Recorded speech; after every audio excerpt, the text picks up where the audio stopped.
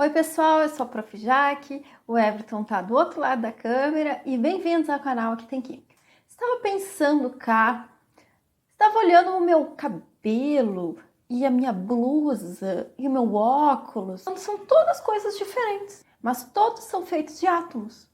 Interessante, não acho? E para que a gente saiba como esses compostos existem, como as coisas existem, a gente precisa saber primeiro como aqueles elétrons estão dentro do átomo. Os elétrons estão em torno do núcleo.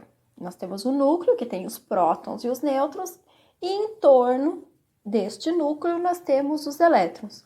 Os elétrons podem ser considerados como uma partícula ou como uma onda, a dualidade partícula-onda. Primeiro vamos pensar esse elétron como uma partícula, em volta desse núcleo. Então nós temos que pensar como esses elétrons estão em torno desse núcleo. O Bohr falou que esses elétrons estariam distribuídos em camadas. Então nós teríamos a primeira camada, a segunda camada, a terceira camada, até a sétima camada.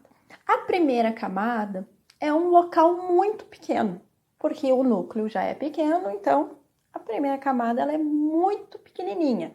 Então só cabem 2 elétrons. Imagine um quarto muito pequeno. Você não vai conseguir colocar tanta coisa dentro do quartinho.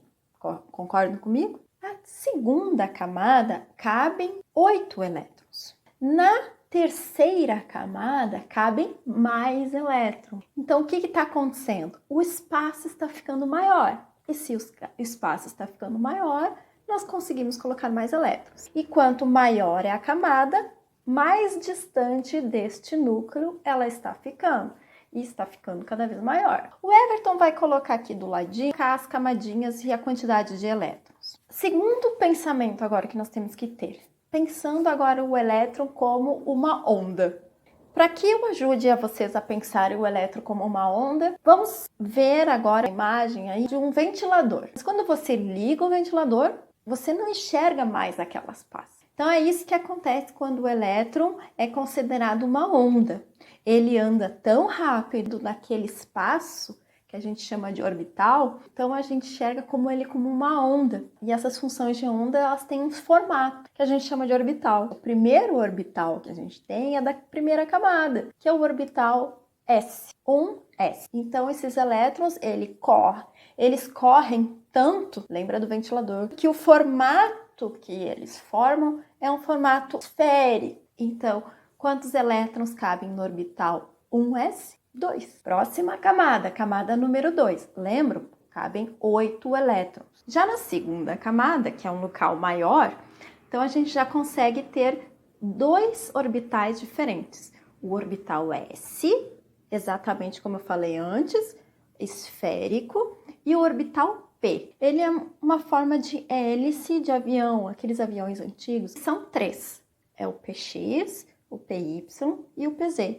Eles estão sobre os eixos cartesianos x, y, z. E em cada um deles cabem 2 elétrons. Então, nos orbitais P, nós temos, no máximo, a ocupação de 6 elétrons. Então, vejam que, mesmo a gente pensando esses elétrons como partículas ou como onda, a quantidade de elétrons é sempre a mesma. O que acontece é que, quando a gente pensa em camadas, a gente não consegue entender como ele está distribuído no espaço. E quando a gente pensa eles como ondas, a gente entende como ele ocupa o espaço, como aquele espaço em torno do núcleo está sendo ocupado pelos elétrons, que a gente chama de orbitais.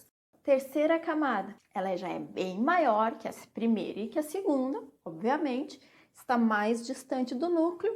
E aí agora nós temos 3 orbitais diferentes. Temos o orbital S, o orbital P e o orbital D. Cada um deles com o seu desenho. Orbital S, só que como agora ele está na camada 3, é uma esfera maior. O P tem o mesmo formato. Todos os P's vão ter sempre o mesmo formato, só que agora ele é maior. Agora os orbitais D são um pouco mais complicados, porque são 5 orbitais. O DXY, DYZ, DZY, dx ao quadrado menos y ao quadrado e dz ao quadrado. Em cada um deles cabem 2 elétrons. Então, nos orbitais D, cabem no máximo 10 elétrons. Na camada número 4, o 4s, o 4p, o 4d e o 4f.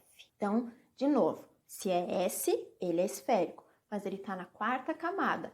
Então, é uma esfera muito maior. 4p, ele tem o mesmo formato de sempre de P, só que agora ele é maior ainda.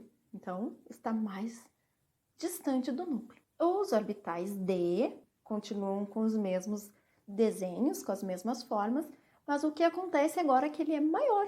E os orbitais F, que são bem mais complicados, são 7 diferentes, e em cada um deles cabem 2. Na camada número 5, nós vamos também ter 5S, 5P, 5D e 5F. Na camada número 6, nós vamos ter 6S, 6P, 6D. Não vai ter F. Na sétima camada, nós vamos ter 7S e 7P. Não vai ter o orbital D e nem o F. Bom, como a gente vai entender que a partir da sexta camada o número de orbitais começa a diminuir? Nós temos um detalhe aqui importante sobre a energia. Cada orbital tem a sua energia correspondente. E os elétrons, eles vão ocupar os orbitais de acordo com a sua energia. Nosso querido Linus Pauling deu de presente a organização de acordo com a energia. Como esses elétrons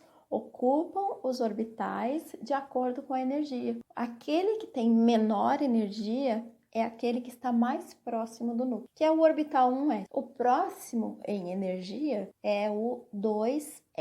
O próximo é o 2p. Seguido é o 3s. Depois nós temos o 3p. Só que agora nós temos um detalhe importante. É o 4s o próximo, não é o 3d. Porque o 3D tem uma energia maior que o 4S. Então é isso que acontece. Essas divergências que a gente vê na distribuição eletrônica. Nós temos que pensar apenas na energia desses orbitais. Os elétrons vão ocupar de acordo com a energia. 1S, 2 elétrons. 2S, 2 elétrons. E assim a gente vai somando a quantidade de elétrons de cada orbital. Fechando a nossa ideia, como as coisas são diferentes? As coisas são diferentes porque elas são formadas por átomos diferentes e os átomos são organizados de formas diferentes. E eles são organizados de formas diferentes de acordo com a organização desses elétrons. E essa organização que nos importa é a organização da última camada. É a camada que está mais externa. É aquela camada mais distante do núcleo. Então é por isso. As coisas mudam de forma e de textura e de, Dudinha, de como elas são, dependendo dos elétrons da última camada. Então, para que agora a gente entenda como as coisas são, a gente vai precisar falar sobre as ligações químicas.